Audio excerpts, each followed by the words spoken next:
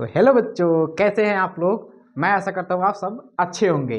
तो चलिए आज हम टॉपिक देखने वाले हैं इकोनॉमिक्स में देखने वाले हैं अर्थशास्त्र और अर्थव्यवस्था को हम देखने वाले हैं। ठीक है, यानी अर्थशास्त्र क्या है और अर्थव्यवस्था में अंतर क्या है, इसके बारे में हम समझने वाले हैं। और इकोनॉमिक्स की क्लास जो भी है वो हम कंटिन्यू लेते रहेंगे। चलिए आज की हमारा जो टॉपिक है अर्थशास्त्र अर्थशास्त्र एवं अर्थव्यवस्था। ठीक है, अर्थशास्त्र एवं अर्थव्यवस्था को समझने वाले हैं। ठीक है, अगर अर्थशास्त्र क्या है, सबसे पहले तो हम जानेंगे कि अर्थशास्त्र है क्या, इसके बारे में समझेंगे, जानने की कोशिश करेंगे। उसके बाद हम जानेंगे अर्थव्यवस्था को, अर्थव्यवस्था क्या है इसके बारे में समझेंगे। तो सबसे पहले अर्थशास्त्र और अर्थव्यवस्था में क्या डिफरेंस है, अंतर क्या है, कि हम अर्थशास्त्र और अर्थव्यवस्था को देखते हैं तो एक ही ख्याल आता है, रुपया पैसा। आखिर इसमें अंतर क्या है, इसको समझने वाले हैं, इसको समझेंगे और बहुत ही सरल तरीके से समझेंगे। तो चलिए आप वीडियो को स्किप नहीं कीजिएगा, शुरू से लेकर के अंतिम तक बने रहिएगा। बहुत ही कमाल का ये चैप्टर रहने वाला है। ठीक है, अब यहाँ पर देखिए अर्थशास्त्र है क्या। अर्थशास्त्र वो है, यानी अर्थशास्त्र कहता है कि जो भी आपके पास जो संसाधन है, यानी कहता है कम संसाधन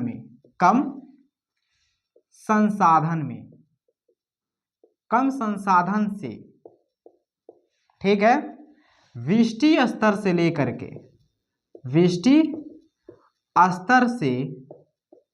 लेकर समष्टि स्तर तक इसका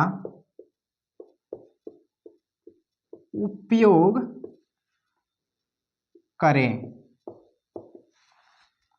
ये क्या है जी, यानी कह रहा है कि एक अगर आपके पास अगर लिमिट संसाधन से, ठीक है, व्यष्टि स्तर क्या है, यानी व्यक्तिगत से लेकर के, यानी एक घर से लेकर के, एक परिवार से लेकर के एक देश के लेवल तक की जरूरतों को कम संसाधन से अधिक संतुष्टि प्राप्त कर सके। यानी अगर मान लीजिए कि अगर हमारे पास कम संसाधन है और उसी कम संसाधन से हम अब व्यक्ति स्तर से लेकर के, यानी कोई भी परिवार है, कोई भी व्यक्ति है, इस व्यक्ति से लेकर के और इन देश के आवश्यकताओं को उससे पूरा कर दे, वही है अर्थशास्त्र। अर्थशास्त्र क्या है, फिर ध्यान दीजिएगा, अर्थशास्त्र वो है यानी कम संसाधन से हम जनता से लेकर के, यानी एक व्यक्ति की जरूरत पूरा कर सके और उसके साथ साथ हम देश की आवश्यकताओं को भी पूरा कर दें, वही है हमारा अर्थशास्त्र। ठीक है, आई होप आप समझ गए होंगे। अर्थशास्त्र ये हो गया। उसके बाद इसके संदर्भ में कुछ क्या क्या है इसको हम समझने वाले हैं और समझेंगे। उसके बाद एक अर्थशास्त्री हुए, एक अर्थशास्त्री थे। ठीक है, एक अर्थशास्त्री थे, कौन थे ये जी, अर्थशास्त्री एडम स्मिथ थे, एक एडम स्मिथ। ठीक है, ये अपनी बुक, ठीक है, एक अपनी बुक लिखते हैं जिसका नाम होता है द वेल्थ ऑफ नेशंस।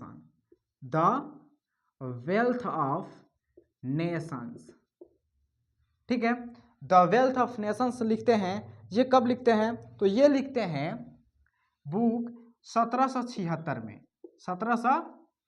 में एक बुक लिखते हैं। ठीक है, ये बुक प्रकाशित करते हैं 1776 में, जिसका नाम होता है the wealth of Nations.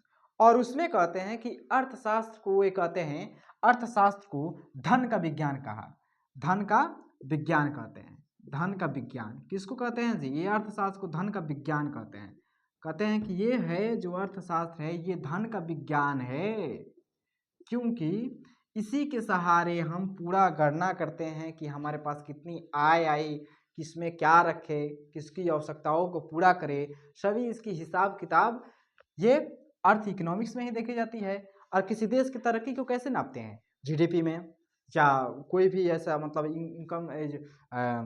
Income tax के लिहाज से या उसका पूरा एकदम देखते हैं, तो ये सब इसी में ना देखते हैं, अर्थशास्त्र में देखते हैं उसकी इनकम कितनी है। किसी भी कोई भी परिवार अगर संपन्न है तो उसमें इनकम ज़्यादा आ रहा है, कम आ रहा है, तो वो सब अर्थशास्त्र है। तो यही कहते हैं कि ये धन का विज्ञान है। कौन कहते हैं? ये कहते हैं एडम स्मिथ साहब। कहते हैं कि ये अर्थशास्त्र जो है वो धन का विज्ञान है। आई होप आप समझ गए होंगे। चलिए एक बार फिर से देख लेते हैं। अर्थशास्त्र एवं अर्थव्यवस्था को आज देखने वाले हैं, देख रहे हैं। और अर्थशास्त्र वो है जो अपनी कम साधनों से बहुत ही अच्छे व्यक्तिगत से लेकर के देश के लेवल तक की आवश्यकताओं को पूरा कर दे कम ही संसाधन से, वो हमारा अर्थशास्त्र है। ठीक है, उसमें अध्ययन करते हैं कि कैसे हम कम संसाधन से हम अपने व्यक्तिगत आवश्यकताओं से लेकर के देश की आवश्यकताओं को पूरा कर दें, उसके बारे में जो अध्ययन किया जाता है वो है अर्थशास्त्र। ठीक है, अब उसके बाद एक हुए, देखें कि एक अर्थशास्त्री हुए एडम स्मिथ नाम के। वो अपनी book the wealth of nation लिखते हैं, 1776 में प्रकाशित करते हैं, लिखते हैं और कहते हैं अर्थशास्त्र को उन्होंने बताया कि ये धन का विज्ञान है। ठीक है, आप इतना समझ गए। अब हम समझते हैं इसके वर्गीकरण को, थोड़ा समझ लें कि अर्थशास्त्र का वर्गीकरण क्या है। इसको आप नोट कीजिए, नोट कीजिए। अब यहाँ पर देख लें, इसके बाद इसका वर्गीकरण थोड़ा सा समझते हैं कि इसका वर्गीकरण क्या है। ठीक है, चलिए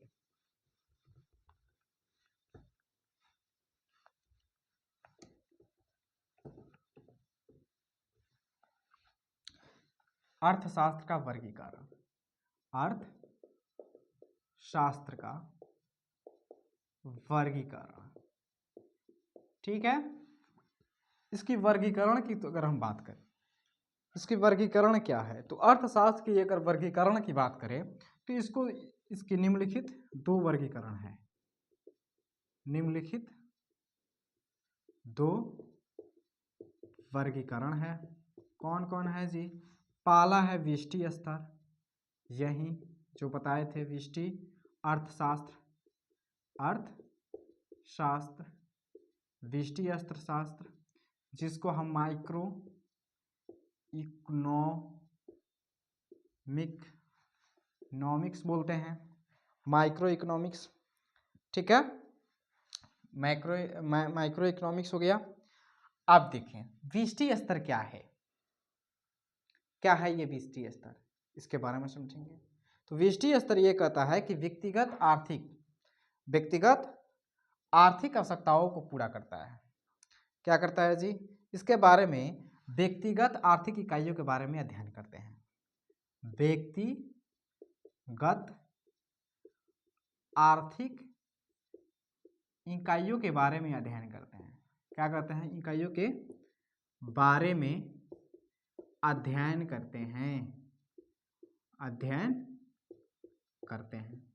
ठीक है जी, यानी किसी एक व्यक्ति को पकड़िए और उसके बारे में उसकी व्यक्तिगत कैसी आ रही है, उसकी इनकम कैसी हो रही है, वो कैसे कमा रहा है, कैसे खर्च कर रहा है पैसे को, उसके बारे में अगर हम देखें तो ये हमारा व्यक्तिगत अर्थशास्त्र हो गया। क्योंकि एक व्यक्ति को हमने ले लिया और उसको केवल जज कर रहे हैं कि वो कितना कमा रहा है, कितना खर्च कर रहा है, वो कैसे जिंदगी को जी रहा है, इसके अगर बारे में अध्ययन करते हैं तो वो हो जाता है व्यष्टि इकोनॉमिक्स, अर्थशास्त्र हो जाता है। यानी व्यक्तिगत या आर्थिक इकाइयों के बारे में अगर अध्ययन करें तो हमारा आर्थिक व्यष्टि अर्थशास्त्र हो जाता है। ठीक है, और इसमें क्या क्या देखते हैं, तो इसमें जैसे इसमें अगर होगा, यानी इसमें एक उत्पादक है, ठीक है, एक उपभोक्ता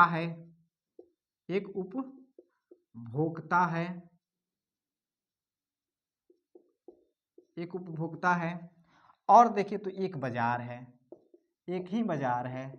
यानी ये सब्जी खरीदा, ये सब्जी को उत्पाद किया और बेचा, कोई दूसरा कोई खरीदा, इसमें से जो भी हो रहा है वो एक व्यक्ति के लाभ हो रहा है, इसीलिए ये एक उपभोक्ता हो गया, ये हो गया। यानी इसको हम सूक्ष्म अर्थशास्त्र भी कहते हैं।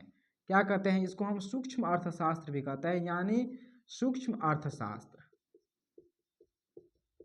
यानी छोटा सा अर्थशास्त्र, सूक्ष्म यानी क्योंकि एक व्यक्ति की जिंदगी पर ही आधारित है, व्यक्तिगत मामले में यह है, इसलिए इसको सूक्ष्म है, ये बहुत ही छोटा है। इकोनॉमिक्स के बारे में ये बहुत ही छोटा है, जिसको हमने सूक्ष्म अर्थशास्त्र इसको भी कहते हैं। दूसरा अगर हम देखें तो इसको भी हम क्या कहते हैं, कीमत सिद्धांत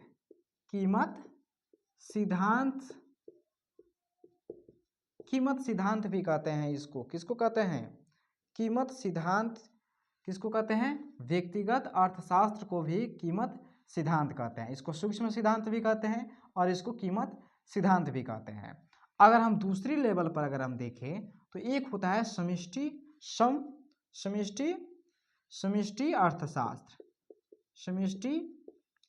अर्थशास्त्र। ये क्या है जी? इसको हम बोलते हैं मैक्रो इकोनॉमिक्स। ठीक है, मैक्रो इकोनॉमिक्स। उसके बाद इसमें क्या है, तो इसको हम क्या कहते हैं? वृहद अर्थशास्त्र कहते हैं। वृहद अर्थशास्त्र यानी बड़ा सा जो इकोनॉमिक्स होगा, जो बड़ा सा जो अर्थव्यवस्था है, जो अर्थशास्त्र है, उसको यानी बड़ा अर्थव्यवस्था। जैसे किसी देश के बारे में अगर हम जाने, जैसे किसी देश के बारे में जाने, जैसे जीडीपी पर बात करें, ठीक है, या इसकी बेरोजगारी पर बात करें, बेरोजगारी पर बात करें, ठीक है, या इसकी राष्ट्रीय आय के बारे में बात करें, ठीक है, राष्ट्रीय आय के बारे में बात करें, इसकी कितनी है।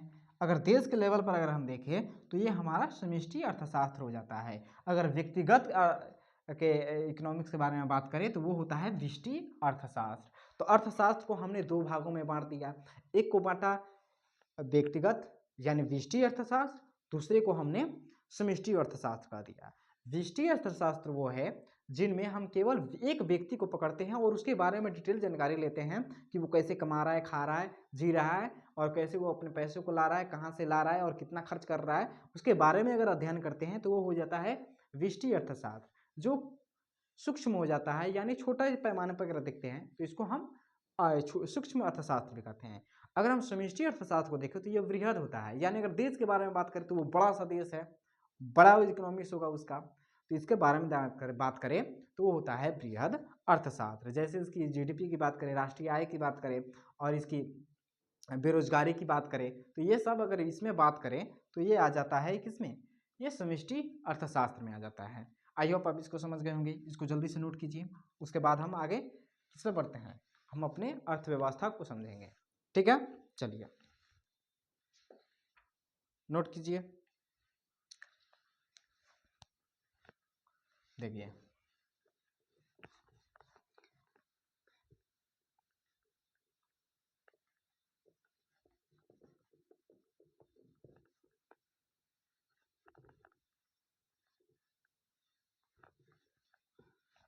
सॉरी थोड़ा मिटाने में,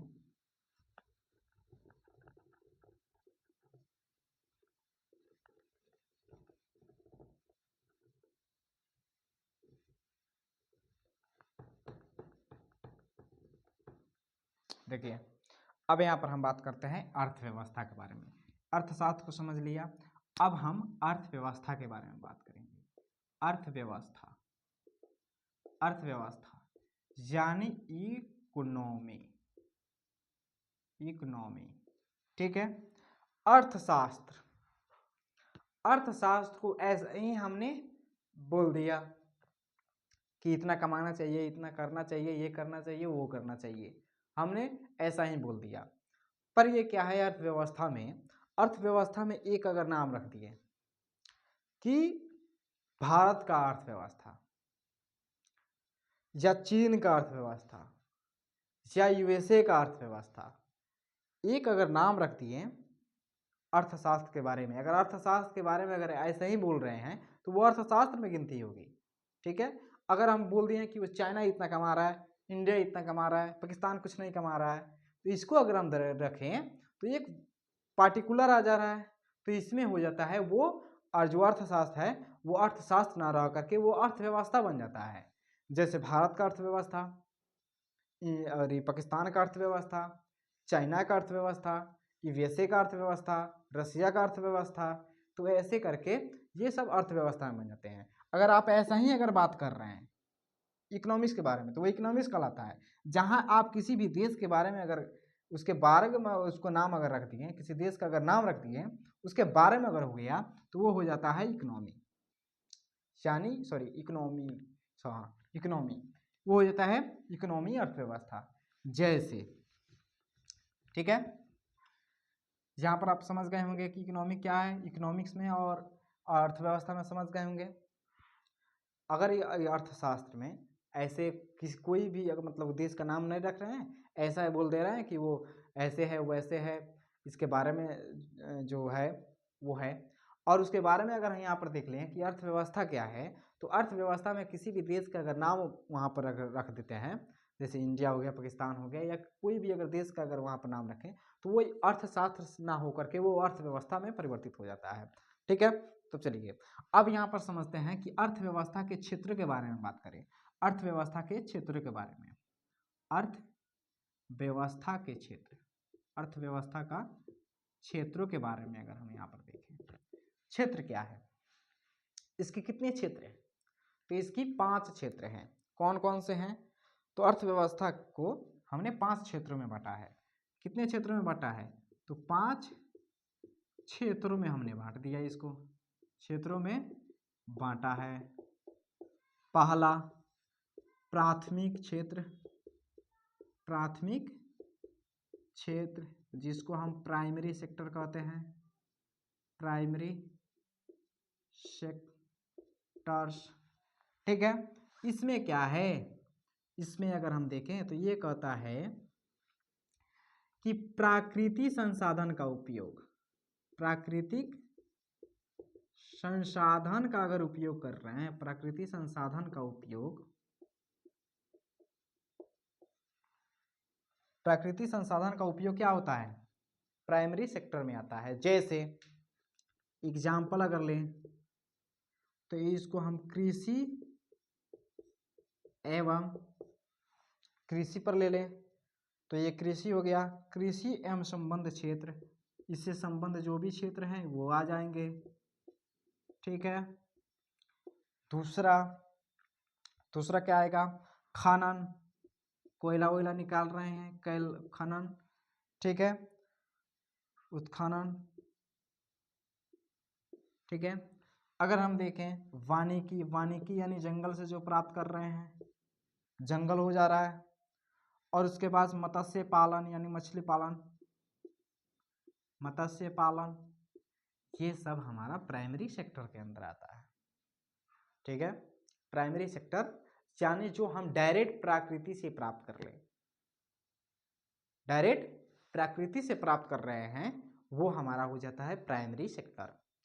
जैसे कृषि से संबंधित क्षेत्र जितने भी आ रहे हैं, कृषि से संबंधित जितने भी क्षेत्र है वो है। खनन, उत्खनन यानी कोयला वोयला निकाल रहे हैं जितने भी, वो हमारा प्राइमरी सेक्टर में आता है उसके। और यहाँ पर अगर हम बात करें वानिकी यानी जंगल से भी हमने जो प्राप्त किया, जो विद्युत से प्राप्त किया, वो सब इसमें आ जा रहा है। ठीक है, अब हम देखते हैं दूसरा सेक्टर यानी द्वितीय सेक्टर। ठीक है, द्वितीय क्षेत्र, द्वितीयक क्षेत्र। ठीक है, द्वितीयक क्षेत्र क्या है, यानी secondary sector, secondary sector, secondary sector.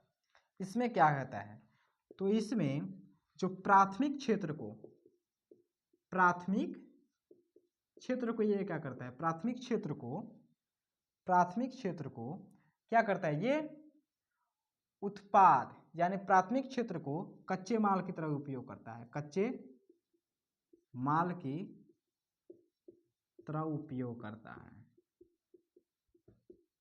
दूसरा सेक्टर में। जैसे जैसे क्या हो गया, जैसे कौन, जैसे अगर बात करें फैक्ट्री यानी विनिर्माण। ठीक है, कुछ बना रहे हैं, विनिर्माण। ठीक है, उसके बाद आपका हो जाता है निर्माण, ठीक है। उसके बाद हो जाता है गैस वेस, गैस, जल,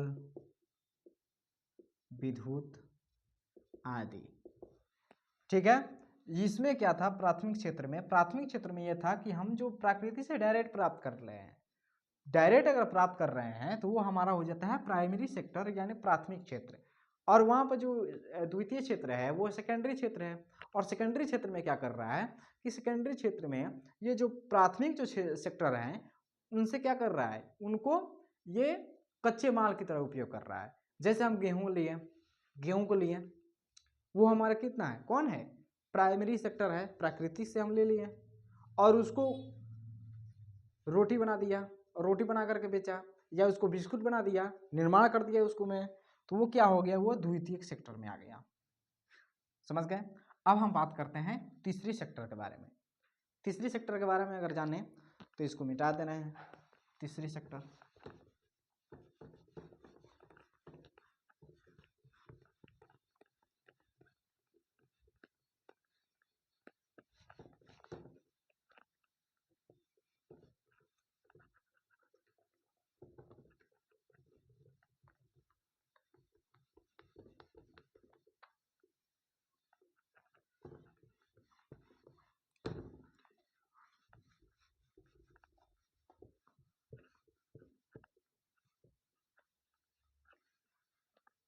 देखिए यहाँ पर तीसरी सेक्टर यानी तृतीयक, तृतीयक क्षेत्र। तृतीयक क्षेत्र क्या है, इसके बारे में बात करें तो इसमें क्या होता है, इसमें सेवाओं, इसमें सेवा क्षेत्र से प्राप्त, इसको सेवा क्षेत्र भी बोलते हैं। क्या बोलते हैं इसको, सेवा क्षेत्र भी बोलते हैं। जैसे कैसे भाई, जैसे हम बैंक खोले, ठीक है, बैंक वाला, बैंक में आप पैसा रखते हैं और जब जाते हैं जब निकाल लेते हैं, तो ये जो बैंक है यह सेवा क्षेत्र के अंदर आता है, क्योंकि वो आपको सेवा कर रहा है, आपसे कुछ ले नहीं रहा है। आप पैसा रखे, उसको आपको हिफाजत करके रखता है और अब जब आते हैं तब आपको वो निकाल करके दे देता है। ठीक है। जैसे आप होटल होटल में जाते हैं, व्यापार, व्यापार होटल, ठीक है, व्यापार होटल तथा रेस्टोरेंट देखते हैं, रेस्टोरेंट देखते हैं, रेस्टोरेंट, रेस्तरां, रेस्टोरेंट, ठीक है। होटल में आप ठहरते हैं, रेस्टोरेंट में खाना खाते हैं, व्यापार आप करते हैं, व्यापार आपको घर आकर के सामान बेच करके जाता है, तो आपको सेवा ही कर दे रहा है, सेवा ले रहा है, दे रहा है। और यहाँ पर अगर हम बात करें परिवहन सेक्टर के बारे में, आपको जहाँ जाना है वहाँ जाइए, गाड़ी को आप जोड़ लिए या बस से जाइए, ट्रेन से जाइए, आप ये सब सेवा क्षेत्र में आते हैं। और सेवा क्षेत्र किस में आता है, वो आता है तृतीयक क्षेत्र में। ठीक है, याद रहेगा। प्रथम तो आप डायरेक्ट कीजिएगा, कृषि क्षेत्र उसको भी बोलते हैं, कृषि एवं इसको संबंधित क्षेत्र बोलते हैं, क्योंकि वो प्रकृति से डायरेक्ट ले रहा है। और द्वितीय क्षेत्र को हम निर्माण क्षेत्र भी कहते हैं या उसको औद्योगिक क्षेत्र भी कहते हैं। औद्योगिक यानी फैक्ट्रीज, प्रथम डायरेक्ट लिए, दूसरा फैक्ट्री से लिए, तीसरा सेवा दे रहे हैं, बाबा बंदे सेवा दे रहे हैं, सेवा। तो ये की क्या हो गया, हमारा तृतीयक क्षेत्र में आ गया। चौथा में देखें, चौथी क्षेत्र, चौथी क्षेत्र क्या आता है, चतुर्थक क्षेत्र। इसमें क्या आता है, इसमें अगर हम बात करें तो इसको आपको कुछ सरकार से राहत मिलती है।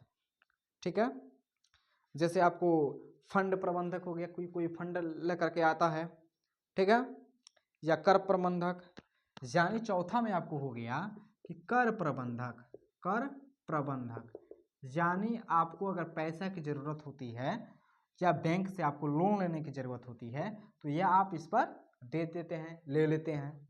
ठीक है, तो ये हो गया आपका चौथा में इसमें आता है। ठीक है, देखिए, या इसमें शोध उध करते हैं, शोध आपके लिए होता है, वैज्ञानिक तरीके से शोध होता है, ये आता है शोध। और या आप या आप इसमें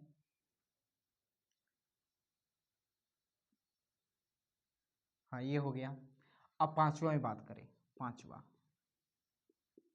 पांचवा क्षेत्र की अगर हम बात करें, पांचवा क्षेत्र में क्या है, यानी इसमें आपको होता है, इसमें आपके वैज्ञानिक आते हैं, और आपके लिए कुछ अच्छी अच्छी चीज़ों के बारे में जो शोध करते हैं, रिसर्च करते हैं, ठीक है, और आपको वो देते हैं, तो ये आपका पांचवा क्षेत्र में आता है। ठीक है, जैसे वैज्ञानिक आ गए या कानूनी सलाहकार आ गए, कानूनी सलाहकार को रख लिए, सलाहकार रख लिए, वित्तीय सलाहकार हो गए, वित्तीय सलाहकार, इसके अंतर्गत ये सब आ जाते हैं सलाहकार। ठीक है, आप यहाँ पर देखिए याद करने का जो ट्रिक है वो प्रथम में अगर पूछेगा, प्रथम, इसको यहाँ पर याद करने का ट्रिक लिखिए। ट्रिक कैसे, ये इसको हम ट्रिक याद करेंगे।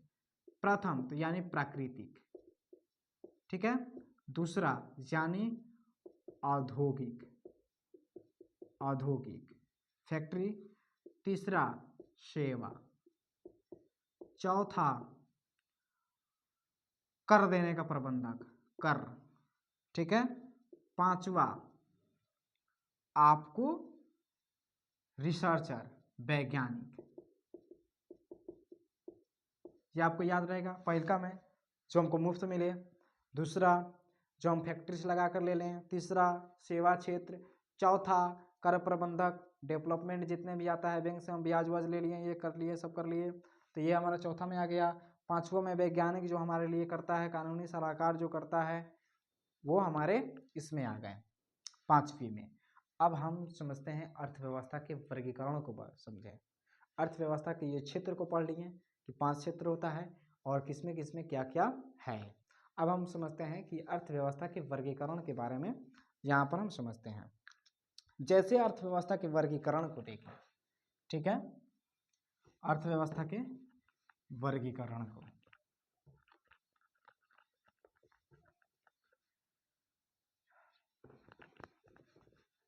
चलिए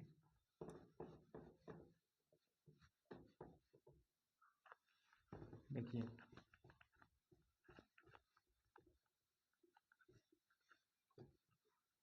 थोड़ा स्पीड कर लीजिएगा अगर स्लो होगा तो, या थोड़ा सा भगा दीजिएगा वहाँ पर।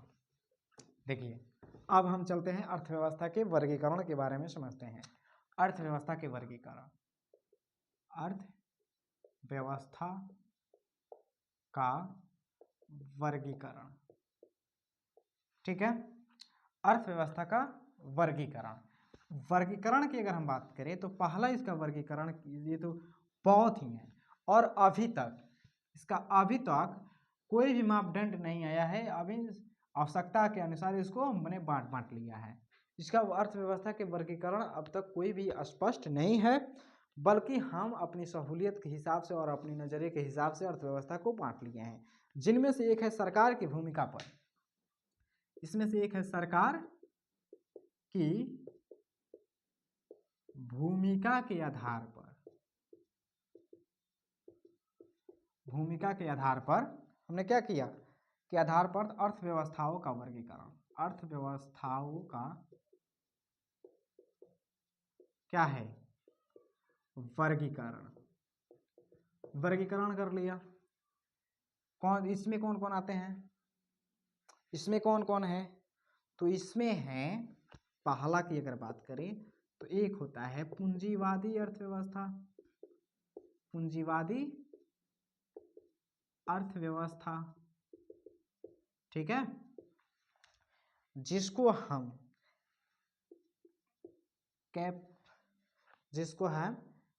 कैपिटलाइज, सॉरी हटाइए, देखिए इसको अगर हम कहते हैं पूंजीवादी अर्थव्यवस्था, जिसको कैपिटलाइज इकोनॉमी कहते हैं, ठीक है। और इसमें क्या है, ये क्या है पूंजीवादी अर्थव्यवस्था, तो पूंजीवादी अर्थव्यवस्था में अगर हम देखें तो जिस अर्थव्यवस्था में उत्पादन, ठीक है, उत्पादन के साधन पर कोई निजी व्यक्ति हो, इसमें कौन सा हो, इसमें निजी व्यक्ति मालिक हो, निजी व्यक्ति का ये हो, ठीक है।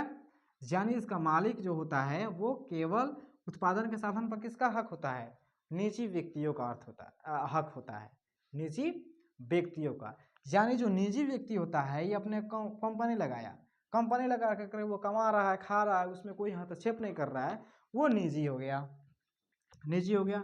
तो वही आता है कि पूंजीवादी अर्थव्यवस्था में। उसके बाद क्या होता है, पूंजीवादी अर्थव्यवस्था।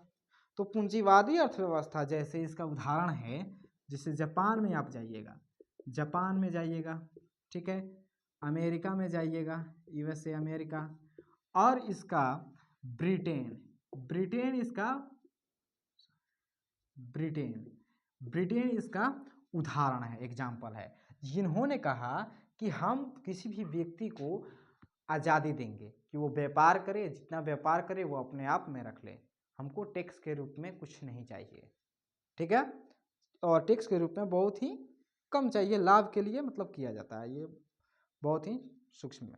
जिसका और इसका जो सपोर्ट होता है, इसका सपोर्ट जो अर्थव्यवस्था, जो अर्थशास्त्री थे एडम स्मिथ जो थे, ये इसका समर्थन कर देते हैं, किसका समर्थन करते हैं कि हाँ ऐसा ही होना चाहिए, किसका जी, तो ये करते हैं पूंजीवादी अर्थव्यवस्था को कौन समर्थन करते हैं, एडम स्मिथ साहब, क्योंकि वो अपने बुक में लिखते हैं द वेल्थ ऑफ नेशंस में 1776 में जो उनका प्रकाशित होता है, वो अपने बुक में ये कहते हैं कि अर्थव्यवस्था पूंजीवादी होना चाहिए, और पूंजीवादी को ये सपोर्ट करते हैं क्योंकि वो कहते हैं कि इस पर सरकार का हस्तक्षेप नहीं होना चाहिए, और कोई व्यक्ति कर रहा है तो उसको करने दिया जाए, सरकार में इसमें हस्तक्षेप नहीं होना चाहिए, जिसको जापान, अमेरिका और ब्रिटेन, इन विकसित देशों ने इसको अपना लिया। और दूसरा में अगर देखें, दूसरा में अगर बी में देखें तो एक होता है समाजवादी अर्थव्यवस्था, समाजवादी अर्थव्यवस्था, ठीक है, समाजवादी अर्थव्यवस्था। इसमें क्या होता है, तो इसमें होता है ये समाजवादी अर्थव्यवस्था में होता है कि इसमें और इसका जो थे और इसका सपोर्ट कौन करते हैं, इसका समर्थक कौन करते हैं, समर्थन में अगर लिखें, समर्थन में, तो जर्मनी के एक थे कार्ल मार्क्स, नाम सुनिएगा, कार्ल मार्क्स, ये सपोर्ट करते हैं, कहते हैं कि समाजवादी होना चाहिए। समाजवादी का अर्थ क्या हो गया, यानी आप अगर कमाइएगा, अगर कोई व्यक्ति नहीं कमा रहा है, अगर मान लीजिए कि एक घर में, एक जैसे ये घर हो गया और एक घर में ये 5 भाई है, ठीक है, एक 50,000 कमा रहा है, दूसरा 20,000 कमा रहा है, तीसरा 40,000 कमा रहा है, चौथा 10,000 कमा रहा है और पांचवा नहीं कमा रहा है। तो ये कहते हैं कि इसको नोट कीजिए, कितना हुआ, जोड़ लीजिए और इन पांचों में बराबर बांट दीजिए, समझे, यानी जो कमा रहा है वो और जो नहीं कमा रहा है वो, उनकी इनकम कितनी होगी, बराबर होगी। यानी ये कहते हैं कार्ल मार्क्स कि इस तरीके से होना चाहिए कि कोई नीच ऊंच का भेदभाव ना रहे, ये होता है समाजवादी अर्थव्यवस्था, ठीक है। अब देखते हैं मिश्रित अर्थव्यवस्था, ठीक है, सी में मिश्रित अर्थव्यवस्था के बारे में बात करें, ये क्या कहते हैं जी। अब इसका जो थे, मिटा देना, इसका जो थे, इसमें कौन कौन देश हैं, इसको कौन अपनाया, तो इसको रूस और चाइना 1984 तक इसको अपनाते हैं। अब ये एक तरफ रूस हो गया, एक तरफ अमेरिका हो गया, और उस समय कह रहा था कि आप हमारे बेड़ा में आ जाइए, इसको अपनाइए, अमेरिका कह रहा था नहीं इसको अपनाइए। और उस समय जो हमारा जब देश था वो बहुत ही गरीब, और उसको किसी देश को चलने के लिए टैक्स की भी आवश्यकता होती है, धन की भी आवश्यकता होती है कि वो अपने रोड को डेवलप कर सके या सेक्टर काम में लगा सके, और ये पहले से विकसित थे ये दोनों, और भारत के पास तो कुछ नहीं था, लेकिन अगर इसमें जाते तो इससे दुश्मनी होती अमेरिका से, अगर इसकी अर्थव्यवस्था को अपना लेते हैं तो हमारा जो रूस था उससे दुश्मनी हो जाती।